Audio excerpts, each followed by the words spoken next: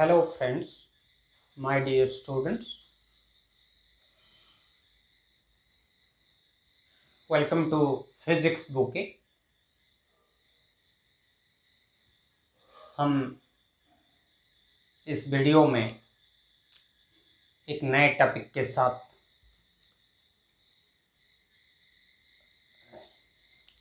हैं। तो ये टॉपिक है इलेक्ट्रिक डायपोल। प्रीवियस वीडियो में हम electric field due to a point charge और इलेक्ट्रिक फील्ड लाइन डिस्कस कर चुके हैं। ये इलेक्ट्रिक डायपोल क्या होता है?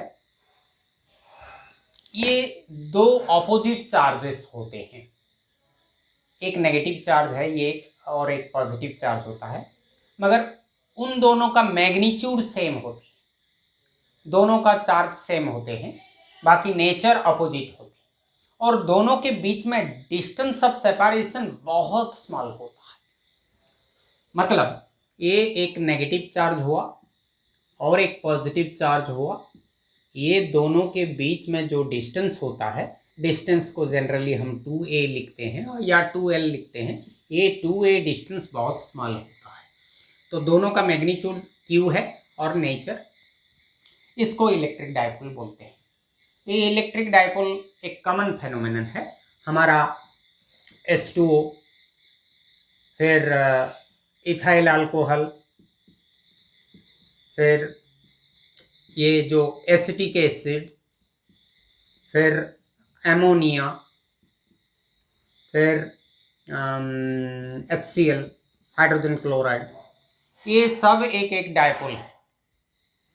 डायपोल मतलब यहाँ जो सेंटर ऑफ पॉजिटिव चार्ज है, हाइड्रोजन का सेंटर ऑफ पॉजिटिव चार्ज है और ऑक्सीजन का सेंटर ऑफ नेगेटिव चार्ज है, वो सेपरेट होके रहता है, वो एक पॉइंट में नहीं होती। यहाँ इथाइल अल्कोहल में भी वो जो हाइड्रोक्सिल ग्रुप का, OH ग्रुप का और C2H5 ग्रुप का centre of positive charge negative charge coincide नहीं करते। यहाँ CH3 प्लस COOH माइनस, यहाँ centre of positive charge negative charge नहीं मिलते। इसी तरह ये सब एक एक इलेक्ट्रिक डायपोल है। तो ये इलेक्ट्रिक डायपोल का जो स्ट्रेंथ जानने के लिए हम एक क्वांटिटी, फिजिकल क्वांटिटी यूज करते हैं, इलेक्ट्रिक डायपोल मोमेंट। ये इलेक्ट्रिक डायपोल मोमेंट क्या होता है? इसका सिंबल है P, स्मॉल p। ये एक वेक्टर क्वांटिटी है, ये एक वेक्टर है। ये जो हमारा मैग्नीट्यूड है चार्ज Q, इसको हम डिस्टेंस ऑफ सेपरेशन के साथ मल्टीप्लाई कर देंगे तो जो क्वांटिटी मिलेगा उसको हम डायपोल मोमेंट, इलेक्ट्रिक डायपोल में। There is magnetic dipole moment also, यहाँ इलेक्ट्रिक डायपोल मोमेंट है। So it is the product of magnitude of either charge and distance of separation between. इसका यूनिट है कूलम और ये जो डिस्टेंस ऑफ सेपरेशन, इसका unit है मीटर। तो डायपोल मोमेंट का यूनिट बन जाएगा coulomb into metre, coulomb into metre.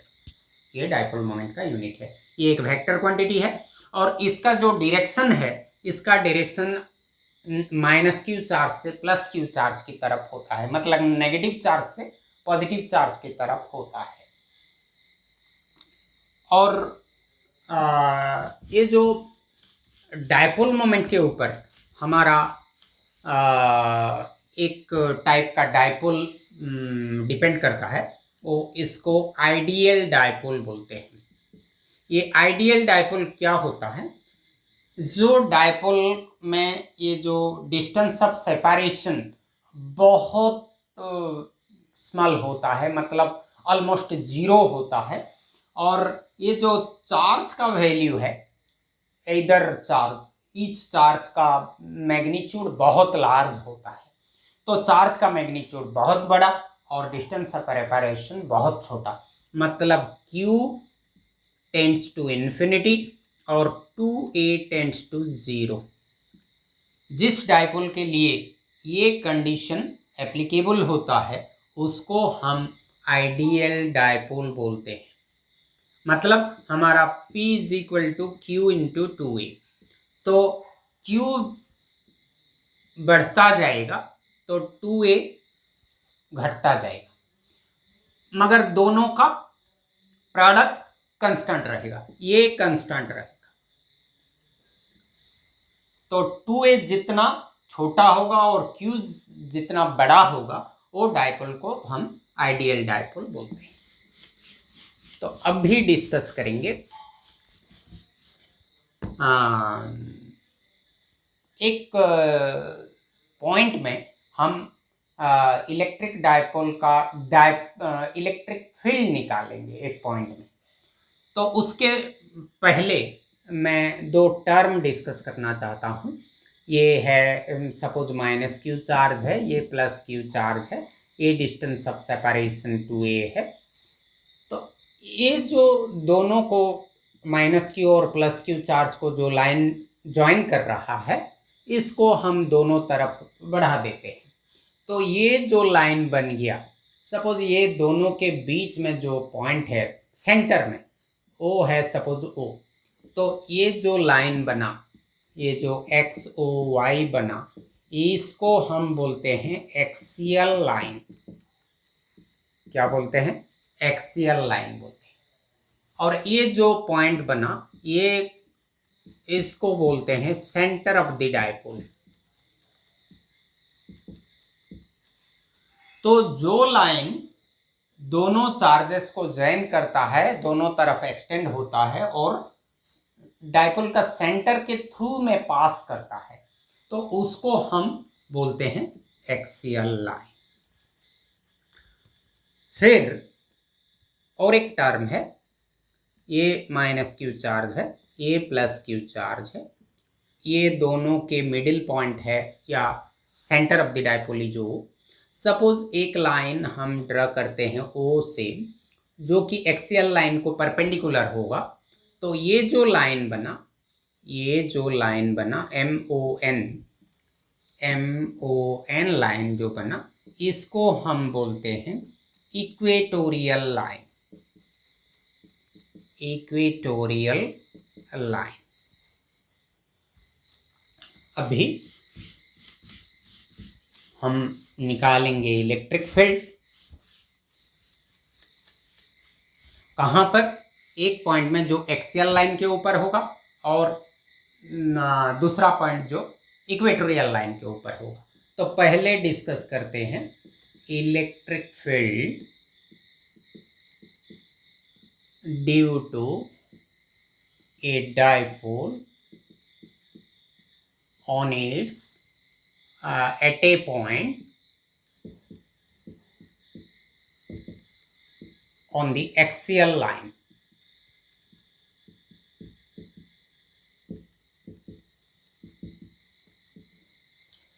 तो डायपोल ले जाते हैं।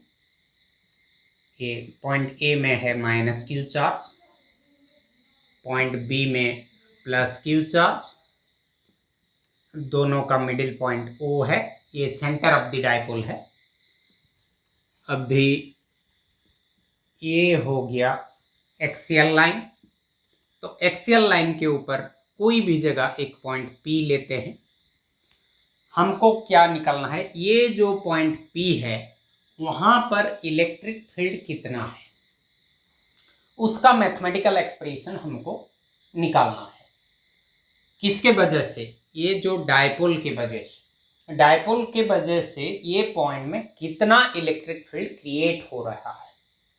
तो हमारा प्रोसेस क्या होगा, हमारा स्टेप्स क्या होगा? पहले ये -Q चार्ज के लिए हम पॉइंट P में इलेक्ट्रिक फील्ड निकाल देंगे, फिर +Q चार्ज के लिए इलेक्ट्रिक फील्ड निकाल देंगे, दो इलेक्ट्रिक फील्ड मिल जाएगा। फिर उसका रिजल्टेंट निकालेंगे। रिजल्टेंट के लिए क्या करेंगे? वेक्टर एडिशन फार्मूला यूज करेंगे, क्योंकि इलेक्ट्रिक फील्ड एक वेक्टर है, तो वेक्टर एडिशन फार्मूला हम यूज करेंगे। तो चलो शुरू करते हैं। ये है हमारा डिस्टेंस 2A। ये तो मिडिल पॉइंट है, तो ये हो गया A, ये हो गया A। और जो पॉइंट में हमको इलेक्ट्रिक फील्ड निकालना है, सपोज वो पॉइंट ये सेंटर से r डिस्टेंस में है, तो ये r है और यहां से यहां a है, तो ये नेगेटिव चार्ज से पॉइंट P का डिस्टेंस कितना होगा, ये हो जाएगा r+a, और पॉजिटिव चार्ज से इसका डिस्टेंस कितना होगा, ये O से P का डिस्टेंस r है, O से B का डिस्टेंस a है, तो B से P का डिस्टेंस बन जाएगा r-a, r-a। अभी इलेक्ट्रिक फील्ड निकालेंगे due to charge at A। ये सिंबल का मीनिंग है electric field at point P due to charge at A, मतलब ड्यू टू -q चार्ज। इसको थोड़ी देर के लिए भूल जाओ। तो -q चार्ज के लिए यहाँ इलेक्ट्रिक फील्ड, ये नेगेटिव चार्ज है, तो ये पॉइंट में इलेक्ट्रिक फील्ड का डायरेक्शन कौन सा होगा। हम इलेक्ट्रिक फील्ड लाइन जब पढ़े, पॉजिटिव चार्ज के लिए इलेक्ट्रिक फील्ड लाइन अवे है, नेगेटिव चार्ज के लिए टूवर्ड्स है, तो ये नेगेटिव चार्ज है, तो इलेक्ट्रिक फील्ड लाइन कौन सा तरफ होगा, P से A के तरफ होगा, तो ये होगा EA का डायरेक्शन। अदर वे में भी हम इसका डायरेक्शन मालूम करते हैं। यहाँ पर एक टेस्ट चार्ज रखें Q0, तो Q0 को ये -q क्या करेगा, अट्रैक्ट करेगा, जिस तरफ अट्रैक्ट करेगा उस तरफ इलेक्ट्रिक फील्ड का डायरेक्शन हो गया। तो अभी इसका फार्मूला हो जाएगा EA = 1/4πε0 Q बाय, हमारा पॉइंट चार्ज के लिए फार्मूला 1/4πε0 Q/r²। r क्या है, r वो सोर्स चार्ज से पॉइंट का डिस्टेंस है, यहाँ सोर्स चार्ज कौन सा है, -q है। कहाँ पर हमको इलेक्ट्रिक फील्ड निकालना है, P पर, तो ये डिस्टेंस हमको लेना है, मतलब AP डिस्टेंस लेना है। तो 1/4πε0 Q/r² के जगह हम AP का होल स्क्वायर ले जाएंगे, AP का होल स्क्वायर, मगर AP कितना है, r+a है, तो ये बन जाएगा EA = 1/4πε0 Q/r+a²। इसका डायरेक्शन होगा along PA, P से A के तरफ। ये बन गया इक्वेशन 1। अभी इसका काम खत्म, B के पास जाते हैं। B के लिए इलेक्ट्रिक फील्ड यहाँ कितना है, सपोज इसको लिखते हैं EB, electric field due to charge at B। तो उसका फार्मूला क्या होगा, 1/4πε0, मैग्नीट्यूड ऑफ चार्ज वही Q है, फिर डिस्टेंस कौन सा लेंगे, B चार्ज के लिए डिस्टेंस BP होगा, BP का होल स्क्वायर, मतलब r-a का होल स्क्वायर, r-a का होल स्क्वायर। दिशा कौन सा होगा, डायरेक्शन कौन सा होगा, ये पॉजिटिव चार्ज है, तो यहाँ इसका दिशा इस तरफ होगा, पॉजिटिव के लिए अवे है, मतलब यहाँ एक टेस्ट चार्ज रखेंगे तो ये पॉजिटिव है, टेस्ट चार्ज पॉजिटिव है तो रिपेल करेगा, तो EB का डायरेक्शन इस तरफ होगा, तो इसका नाम दे देते हैं x। सो इसका डायरेक्शन हो जाएगा along PX। ये बन गया इक्वेशन 2। तो अभी क्या निकालेंगे, हमारे इसके लिए निकल गया, B चार्ज के लिए निकल गया, तो रिजल्टेंट फील्ड अभी डायपोल के लिए रिजल्टेंट फील्ड कितना होगा। रिजल्टेंट फील्ड को सपोज E लिखते हैं, तो हमारा रिजल्टेंट का फार्मूला क्या है, रिजल्टेंट का फार्मूला है क्या होगा, यहाँ दो वेक्टर्स हैं EA और EB, तो रिजल्टेंट का फार्मूला है EA² plus EB² plus 2EA into EB into cos theta. Theta क्या है, angle between EA and EB। यहाँ EA इस तरफ है, EB इस तरफ है, तो दोनों के बीच में एंगल कितना बन गया, 180 डिग्री बन गया, तो ये हो गया cos 180 डिग्री। ये वेक्टर एडिशन फार्मूला से आया है, resultant magnitude of the resultant. तो ये हो गया cos 180 डिग्री का वैल्यू कितना है, cos 180 डिग्री का वैल्यू -1 है, तो -1 इंटू 2EAEB, मतलब ये -2EAEB हो जाएगा। तो ये हो जाएगा EA² प्लस EB² -2EAEB। ये हो गया E का फॉर्मूला। फिर इसका डायरेक्शन कौन सा तरफ होगा, अभी थोड़ा एनालिसिस करते हैं। ये EA और EB इक्वेशन को देखो, ये Q और ये दोनों में सेम है, only difference R plus A है, यहाँ R माइनस A। तो R plus A is greater than R minus A। तो एक फ्रैक्शन में नीचे का मतलब डिनोमिनेटर का क्वांटिटी बड़ा होगा तो वो क्वांटिटी छोटा हो जाएगा, मतलब यहाँ R plus A R minus A से बड़ा है, तो EA EB से छोटा है, मतलब हमारा EA is less than EB और EB is greater than EA। तो इसको क्या लिखेंगे, बड़ा को आगे लिखेंगे, तो EB minus EA whole square, इसका रूट ओवर ये A² plus B² minus 2AB, मतलब A minus B whole square. तो यहाँ EB minus EA whole square, यहाँ हम EA minus EB whole square भी लिख सकते हैं, मगर EB EA से बड़ा है इसलिए हम EB minus EA whole square लिखे। तो EB minus EA whole square जब लिखे तो उसका रूट ओवर ले जाने से हमको मिल जाएगा E is equal to EB minus EA। इसका डायरेक्शन कौन सा तरफ हो, जो EB बड़ा है ये से, तो EB जो डायरेक्शन में होगा ये E वही डायरेक्शन में होगा। EB का डायरेक्शन PX along PX है, तो E का डायरेक्शन भी along PX हो जाए। तो ये मिल गया हमको E is equal to EB minus EA। अभी EB के जगह ये EA के जगह ये पुट कर लेते हैं तो हमको एक्सप्रेशन मिल जाएगा। EB के जगह हमारा क्या है, 1/4 pi epsilon naught Q by R minus A whole square minus 1/4 pi epsilon naught Q by R plus A whole square.